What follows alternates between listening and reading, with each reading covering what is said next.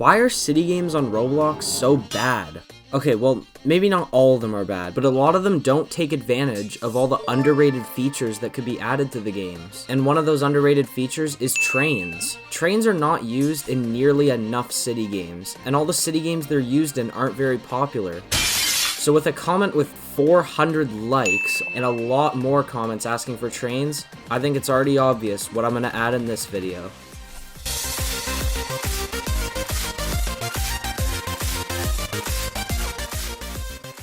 So, if we're adding trains to our city game, we're going to need a few things.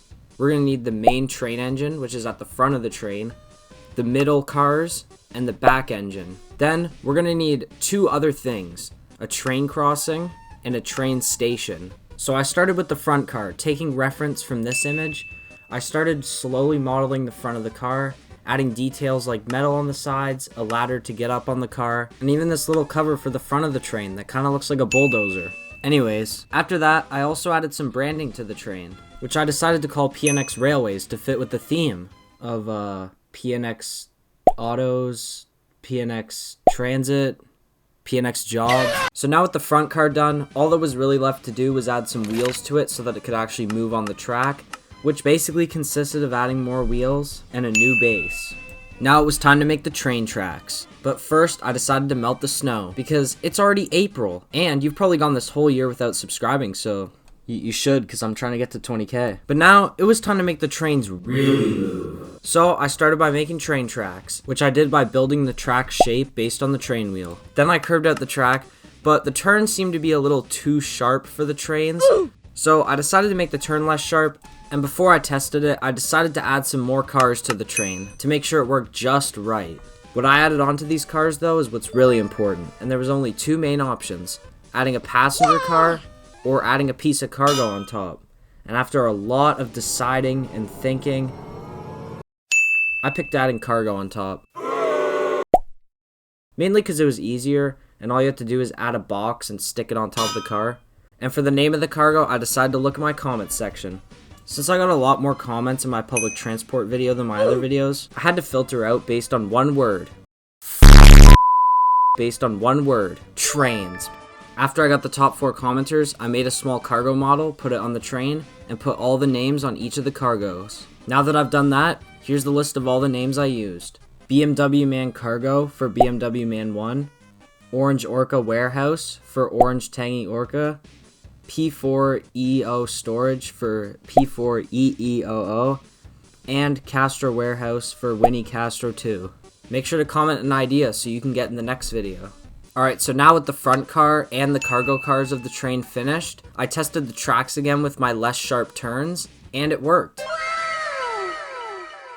Okay, so now that the train's done, I decided to move to the train crossing next, because I think the train station's going to be a little bit easier, so I'm going to get the harder one out of the way. Little did I know that would not be the case later. So I started by extending the tracks over the road that's a little bit farther from where I started. Then I raised the road up to the train track so that the cars could actually make it over, and that the trains could still travel smoothly. Well, mostly smoothly. Now that we have the base of our train crossing, I started to work on the main element, the signs and the warning lights. So I spent a bit of time making the post and the lights, and then I coded the lights to activate when a train got close. But before we do anything else, let's add some gates, because we don't want cars crossing the road even when the lights are active. There we go. And to detect how close the train was, I added a part a little bit up the track, that when the train touched it, it would trigger the warning lights.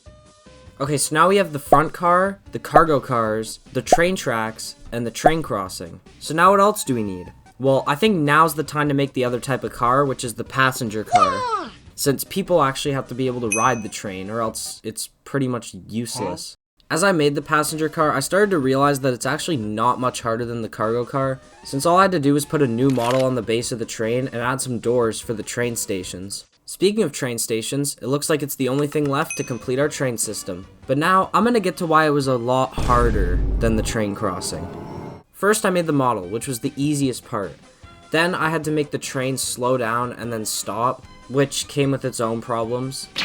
What the heck? But after I got it fixed, I just switched the slow and stop to a stop since it was simpler. But then, this was the hard part. When I added the train station, I accidentally created a new bug. When the train started to move, all the cars would disconnect. Because they weren't actually connected, I just made it look like they were connected. So now what I had to do was change all of the train cars so that they had actual connection, which means I had to add a rope constraint to each train car so that they were binded with more than just a few parts. And after a lot of testing, they finally worked out. So with everything finally done, it's time for the final result.